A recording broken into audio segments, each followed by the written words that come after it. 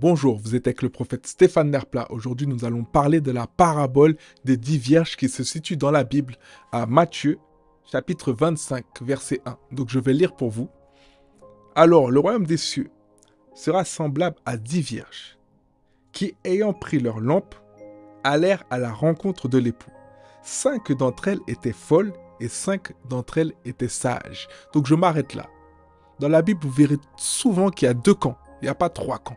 C'est-à-dire que soit on suit Jésus, soit on est un païen. La Bible dit qu'il n'y a pas, on ne peut pas servir 2 maîtres. Soit on suit Dieu, on sert Dieu, soit on sert le diable. Et là, on peut voir qu'il y a 5 vierges folles et 5 vierges sages. C'est totalement 2 extrêmes, c'est totalement des opposés. Donc je vais continuer. 5 d'entre elles étaient folles et 5 sages. Les folles, en prenant leur lampe, ne prirent point d'huile avec elles. Mais les sages prirent avec leurs lampes de l'huile dans des vases. Donc on peut voir qu'il y avait les vierges qui sont considérées comme sages, qui avaient anticipé en prenant de l'huile supplémentaire, chose que les autres vierges n'avaient pas fait. Comme l'époux tardait, toutes s'assoupirent et s'endormirent. Au milieu de la nuit, on cria « Voici l'époux ». Allez à sa rencontre. Alors toutes ces vierges se réveillèrent et préparèrent leurs lampes. Il y a une chose que je me mets dans le contexte, je m'imagine. Il y a les vierges sages qui ont pris de l'huile en plus, donc du carburant en plus pour leur lampe. Et les vierges folles qui n'ont pas pris assez de carburant pour leur lampe.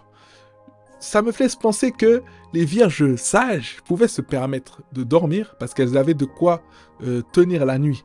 Mais les vierges folles, en revanche, ne pouvaient pas se permettre, on va dire, de laisser ces lampes allumées pendant qu'elles étaient en train de dormir parce qu'elles n'avaient pas anticipé le carburant nécessaire pour pouvoir durer toute la nuit. Donc on va lire ensemble. Alors, toutes ces vierges se réveillèrent et préparèrent leurs lampes. Les folles dirent aux sages, « Donnez-nous de votre huile, car nos lampes s'éteignent. » Les sages répondirent, « Non, il n'y en aura pas assez pour nous et pour vous. Allez plutôt chez ceux qui en vendent et achetez-en pour vous. » Il y a une chose aussi là qui m'interpelle. Et ça me fait penser à des situations de la vie. Il y a des personnes qui se lèvent pour aller travailler, qui transpirent tout au long de la journée pour gagner leur vie, pour avoir leur salaire. Il y a d'autres personnes qui préfèrent dormir, qui ne payent pas le prix, mais qui vont se permettre de demander aux autres de l'aide alors qu'ils ne payent pas le prix. Dieu t'invite à aider les gens qui sont nécessiteux. Dieu t'invite à aider des gens qui sont dans le besoin, mais Dieu ne t'invite pas à aider tout le monde. Et on peut le voir dans la parabole, ces vierges-là avaient forcément payé un prix pour de porter de l'huile en plus, donc c'était un poids supplémentaire à trimballer avec elles, et elles ont refusé de partager leur huile parce que les autres n'ont pas anticipé, les autres n'ont pas voulu payer ce fardeau. Donc, il y a des personnes des fois qui vont te demander de l'argent que tu dois bénir. Parce que Dieu va te demander de les bénir.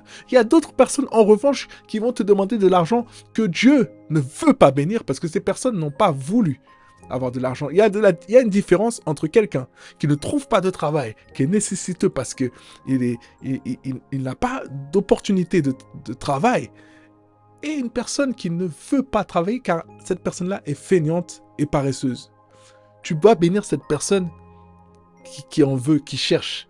Mais tu ne peux pas bénir cette personne qui a le travail, mais qui ne veut pas aller travailler. Pendant qu'elles allaient en acheter, l'époux arriva. Celles qui étaient prêtes entrèrent avec lui dans la salle des noces, et la porte fut fermée. Plus tard, les autres vierges vinrent et dirent « Seigneur, Seigneur, ouvre-nous » Dans la vie, il faut être prévoyant.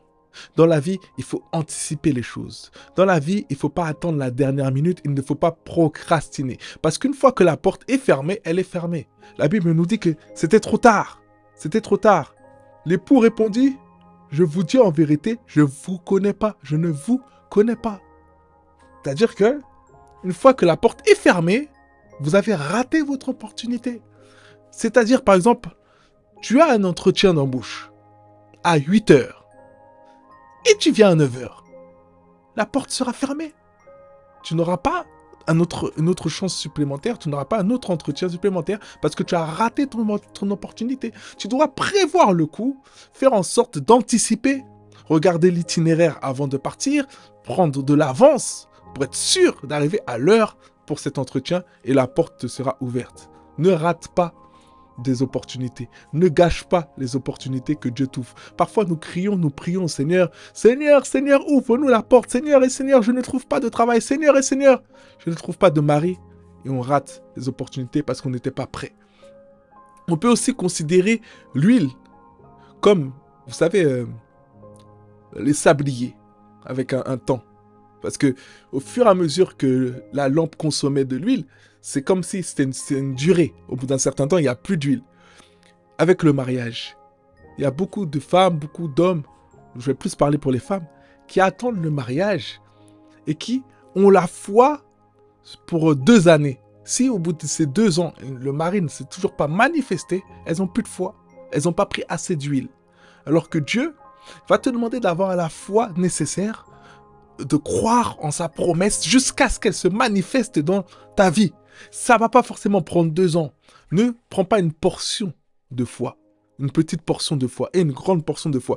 Tu dois faire ce genre de prière. Seigneur, peu importe le temps que ça prendra, je sais que mon mari arrivera. Amen. Donc c'était une petite exhortation que je voulais partager avec vous. Et je vous souhaite de passer une agréable soirée. Soyez bénis.